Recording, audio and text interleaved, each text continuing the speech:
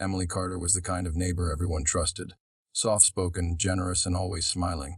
But behind the lace curtains of her sky-blue house, Erica Dalmer was hiding, and she wasn't who she claimed to be. What the quiet town of Briarwood never realized was that their beloved schoolteacher had carefully buried her past, until the night Rachel Morris vanished, and the truth clawed its way to the surface.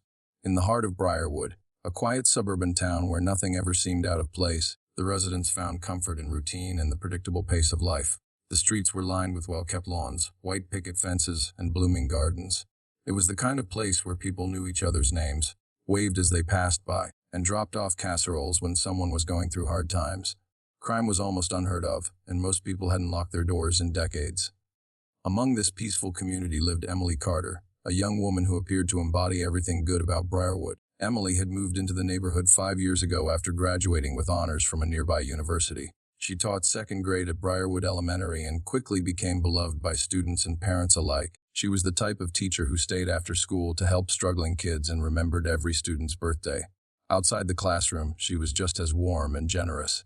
On weekends, she could be seen tending to her small herb garden or walking her golden retriever, Max, around the block. She always greeted neighbors with a cheerful smile and often baked cookies or pies to share with others on the street. She lived alone in a modest sky-blue 2-story house at the end of Sycamore Lane. The house had lace curtains in the windows, flower boxes on the porch, and a welcome mat that read "Home is where the heart is." Her yard was always neatly trimmed, and there was usually a soft light glowing from her living room window late into the night, hinting at a quiet, cozy life behind the glass. Everyone seemed to adore Emily. At community events, she was often the first to volunteer. She organized book clubs, helped coordinate bake sales, and ran donation drives for local shelters. Her calm, gentle voice had a way of making people feel at ease. No one had ever heard her raise it. No one had ever seen her angry. Children clung to her with affection, and even the most cynical adults agreed. Emily Carter was special. But it wasn't just her kindness that made her stand out. She had an air of mystery that fascinated those around her. Emily rarely talked about her past. When asked about her childhood, she gave vague answers, often redirecting the conversation. Most assumed she'd simply had a difficult upbringing and didn't like to dwell on it. And because she was so kind and reliable, no one pushed her for details. No one thought they needed to. There were moments, however, when Emily's composure seemed almost too perfect. Some neighbors recalled odd instances of seeing her pacing in her backyard late at night, standing motionless by the window in the early hours of the morning, or jumping when someone knocked on her door unexpectedly. These moments were brief, quickly forgotten in the rush of daily life. After all, everyone had their quirks, and Emily, above all, had earned the benefit of the doubt. Over time, she became something of a local treasure. The older ladies in town treated her like a daughter. Young mothers asked her for advice on raising kids. Single men admired her from afar, but rarely approached. There was something about Emily that made her seem untouchable, like she belonged to a world apart from everyone else. As far as anyone could tell, she had no close friends or family nearby. She spent most of her free time alone, though no one saw this as unusual. Some people are just more private, they reasoned, and Emily was clearly content with her life. Or so it seemed. What no one in Briarwood realized was that behind Emily's soft smile and generous heart lay something far more complex. Something carefully hidden, expertly masked. While others admired her from a distance, no one truly knew what went on behind the closed doors of the blue house at the end of Sycamore Lane. The girl next door had become a symbol of goodness in their town. But they never imagined that the person they trusted most was guarding a secret so dark. It would soon shatter everything they believed about safety, innocence, and the people living right beside them. It began on a humid Thursday evening in mid-July, when Rachel Morris didn't come home. She had spent the afternoon at her best friend's house, just a few blocks away from her own. Around 9:30 p.m., she texted her mother to say she was walking back. The walk was familiar, straight down Briarwood Lane, a left at Maple, and past Sycamore before reaching home. It should have taken no more than 10 minutes, but Rachel never arrived. Her mother tried calling around 10 p.m., but the call went unanswered. At first, she assumed Rachel was distracted or had stopped to chat with someone, but when midnight passed with no word, panic set in. By morning, Rachel's name was on every local news channel. Police officers canvassed the neighborhood, and volunteers scored parks, wooded trails, and creeks. The peaceful town of Briarwood had been shaken awake. Emily Carter was one of the first to join the search effort. She stood at the front lines handing out water bottles, organizing volunteers, and comforting Rachel's distraught mother. Her name even appeared in the local newspaper, praising her leadership in a time of crisis. To many, her involvement was further proof of her compassion and deep care for the community. She spoke softly during interviews and lit candles at the vigil held 3 nights after Rachel's disappearance. Despite all the efforts, there were no substantial leads. Rachel's phone was found 2 days later, shattered in a drainage ditch near Briarwood Park. The spot was along her walking route but off the main path, hidden behind overgrown bushes. It suggested something had gone wrong, but no signs of a struggle were found. Police dogs traced her scent to that area but then lost the trail. It was as if she had simply vanished to thin air. Tension grew in the community. Parents kept their children indoors. Joggers began carrying pepper spray. A quiet paranoia took root in the streets of Briarwood, something new and unfamiliar. How could a girl disappear in such a safe place, with no witnesses, no sounds, and no answers? Then, nearly 3 weeks later, a neighbor named Jordan Wilkes, who had recently installed a security camera above his garage, decided to check the footage from the night Rachel went missing. He lived a block away from Emily Carter's house, facing a narrow alley that most residents ignored. At 12:14 a.m. on July 14th, the camera caught something. The footage was grainy and faint, but it showed a person, presumably a woman, dragging what appeared to be a heavy object down the alley and into a backyard. The figure was of medium height and build, wearing a long-sleeved hoodie despite the summer heat. The timestamp matched the time frame of Rachel's disappearance. The direction led toward one homing Emily Carter's. The video wasn't clear enough to confirm the person's identity.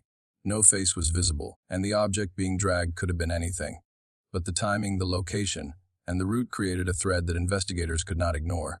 Authorities questioned Emily, who appeared calm and cooperative. She explained that she had been home alone that night, reading and listening to music. She allowed officers to look around but declined a full search, stating that without a warrant, it would be an invasion of her privacy. Her refusal was well within her rights, but it raised quiet doubts. Still, no hard evidence tied her to the case. She had no known connection to Rachel. She had no criminal history. There were no suspicious items in her trash, and no unusual purchases linked to her name. The police couldn't make an arrest based on a vague silhouette and neighborhood whispers. And so, time passed. The flyers grew worn and weathered. The vigils became less frequent, attention faded, and life slowly resumed its course, at least on the surface. But something had shifted in Briarwood. People no longer smiled quite as easily. Locks were checked twice. And Emily Carter, once the most beloved woman on the block, was no longer just the friendly teacher. She had become a question mark. Subtle, unspoken, but undeniably present. No one dared to say it aloud. But behind doors, many had begun to wondering what really happened to Rachel Morris that night. And why did everything somehow lead back to the quiet girl next door? The search for Rachel Morris had gone cold until that small, blurry piece of security footage nudged open a door the police had never considered. Though the evidence was not definitive, the presence of a figure matching Emily Carter's build dragging something into a backyard during the exact time frame of Rachel's disappearance was enough to warrant closer attention. Investigators began observing Emily more carefully. Discreetly at first, blending into the quiet rhythm of Briarwood life so as not to alarm her or the town. They watched as Emily went about her daily routine with mechanical precision. She left her house at 7:30 a.m. sharp, walked Max around the block, and then drove to the elementary school where she taught. After school, she returned home, rarely deviating from her usual schedule. From the outside, everything looked ordinary. Too ordinary. It was as if her life had been constructed to resist scrutiny. With mounting pressure from Rachel's family and local media, police sought a warrant to search Emily's home. The judge hesitated, but eventually approved it based on the suspicious footage and her refusal of a prior voluntary search. On a gray Monday morning in late August, a small team of officers arrived at Emily's house. She answered the door with her usual calm expression. When handed the warrant, she simply stepped aside. The officers expected to find nothing. Perhaps a few inconsistencies, maybe something to justify further investigation. What they didn't expect was the hidden door in the basement. The door was concealed behind a large wooden shelving unit that appeared bolted to the wall. It was only after one of the officers noticed scuff marks on the floor, drag marks as though the shelf had been moved frequently, that they decided to pull it away. Behind it, they found a narrow, reinforced door with a heavy sliding bolt. It was locked from the outside. When they broke it open, what lay inside would haunt them. The small room was windowless and soundproofed. Thick foam padding lined the walls, and the smell of bleach lingered in the air. Metal shackles hung from the far corner, and a thin, stained mattress sat on the floor. There were no lights, only a battery-powered lantern. In the opposite corner was a wooden chest, large and old.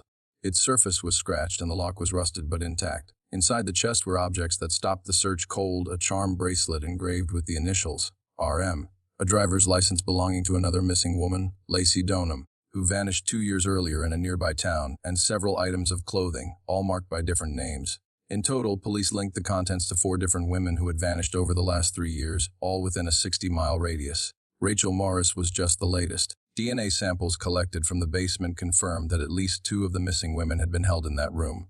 The blood found on the mattress matched Rachel. What had once been a cold trail was now a blaze of horror. Emily was arrested that evening without incident. She said nothing, offered no explanation, no plea. Her face remained unreadable as she was taken away in handcuffs, standing on the porch of the blue house where children once stopped for lemonade in the summer. As word spread, the town of Briarwood was paralyzed. The woman who had comforted them through tragedy was the one responsible for it. Neighbors gathered in stunned silence outside her home, staring at the house they had once praised as charming and warm.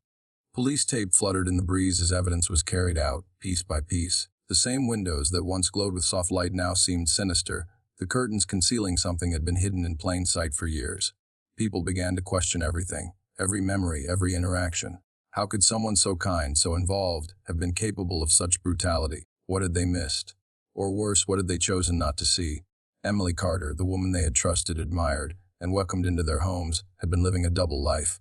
And the secret she had kept so carefully locked away beneath her perfect exterior had finally been uncovered. The discovery of the hidden basement room and the chilling contents inside had shattered the illusion of Emily Carter. The investigation that followed revealed something even more disturbing. Emily Carter wasn't who she said she was. Her name, her background, and even her credentials had all been carefully constructed. With national attention now focused on Briarwood, law enforcement agencies from neighboring states joined the investigation to trace her true identity. What they found unraveled a long-forgotten mystery and explained the origins of the darkness that had been growing quietly beneath her surface. Emily Carter was born Erica Dalmer, a name long absent from public records. She had entered the foster care system at the age of 7 after her biological parents died in a suspicious house fire ruled accidental at the time. From there, she bounced between group homes and foster placements, many of which were later flagged for abuse or neglect. Erica had been failed by every institution meant to protect her. At age 15, she was placed with Sandra Late, a single foster mother living in rural Kentucky. Sandra had taken in dozens of children over the years, most of whom had left abruptly or gone silent after their time in her care. But Erica's time there was especially traumatic. She was starved, beaten, and kept locked in a basement for days when she misbehaved. School records showed repeated absences, and teachers noted signs of physical abuse, but no action was ever taken. One report from a concerned teacher had been dismissed due to lack of evidence. Then, one night, the leg farm was burned to the ground. Sandra's body was found inside, and the fire was declared an accident. Erica, then 16, was presumed to have died along with her. No body was ever recovered, but the heat of the fire had been so intense that investigators believed there was nothing left to find. But Erica Dalmer hadn't died. She had escaped. Following the fire, she vanished for nearly 2 years. Records showed no school enrollment, no employment, and no trace of her existence during that time. It was later discovered that she had used forged documents to assume the identity of a deceased teenager named Emily Carter, who had died in a car accident hundreds of miles away. With her new name, Erica enrolled in community college and built a new life with quiet precision, avoiding attention, staying clean, and slowly fading into the background. She pursued a degree in education, volunteered often, and carefully curated the personality that would become her disguise. The sweet, nurturing Emily Carter was not real. It was armor, a role she played so convincingly that no one questioned her. The smiling teacher, the helpful neighbor, the local hero, each layer built to erase the terrified, furious teenager she once was. Investigators later realized that her victims, Rachel Morris, Lacey Donham, and 2 other missing young women, shared striking similarities. All were petite, blonde, and soft-spoken. Each bore a physical resemblance to Sandra Lay, the foster mother who had tormented her. It became clear that Erica wasn't killing strangers at random. She was reliving the trauma of her youth again and again, but this time with control, with power. Each abduction followed a pattern. Erica would study her victims quietly for weeks or months, learning their habits, waiting for the perfect moment when they were most vulnerable. Then she would strike quickly and without hesitation. The soundproof room beneath her house was her theater of revenge, where she became both captor and judge, rewriting her history through the suffering of others. To those who had known her only as Emily, the revelations were unthinkable. How could someone who once handed out cupcakes at the school carnival be capable of such monstrous acts? But to the authorities piecing together her past, it was clear she had been born in fire, raised in cruelty, and forged into something unrecognizable. Erica Dalmer had never disappeared. She had simply changed faces, and all along she had been hiding behind the gentle smile of the girl next door. The trial of Erica Dalmer, known to the world as Emily Carter, began 6 months after her arrest and quickly became a national spectacle. Journalists flooded the small town of Briarwood, camera crews stationed themselves outside the courthouse, and the community, once tucked away in peace and anonymity, was now under the harsh glare of public attention. The woman who had once symbolized purity, warmth, and trust was now labeled by the media as the Briarwood imposter and the basement killer. The courtroom was filled every day with reporters, true crime enthusiasts, and residents who had once called her a friend. The families of the victims sat in the front row, faces marked with pain and disbelief, trying to reconcile the woman they had once hugged at vigils with the monster now in handcuffs before them. Prosecutors laid out the case with chilling detail. They presented forensic evidence from the basement, blood samples, fingerprints, hair fibers, and the recovered items from the chest that linked Erica to at least 4 women. They played a short clip from the security footage that first raised suspicion, then followed it with digital timelines, messages, and traffic data that proved her presence near each victim's last known location. The most powerful moment came when a survivor was called to testify, a young woman named Chloe Hansen, who had escaped from Erica's basement in 2021 but had never reported it. Out of fear and confusion, Chloe had told no one, convinced that no one would believe her. Her story aligned with everything found in the hidden room: the restraints, the methods, the way Erica manipulated her into silence. Chloe's voice trembled as she recounted her captivity.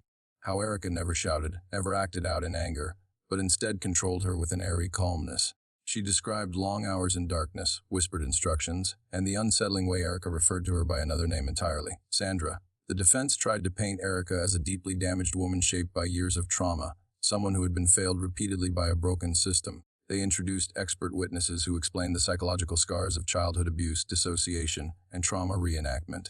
They described her behavior not as evil, but as the result of untreated wounds festering for years beneath the surface. But no explanation could undo what she had done. No diagnosis could excuse the suffering she had caused. Throughout the trial, Erica remained mostly expressionless. She did not cry. She did not plead for forgiveness. She watched, listened, and occasionally took notes, as though she were merely an observer of someone else's life. Her calm demeanor, once seen as a virtue, now appeared cold and disconnected. After 3 weeks of testimony, closing arguments, and expert opinions, the jury deliberated for just under 7 hours. The verdict: guilty on all counts.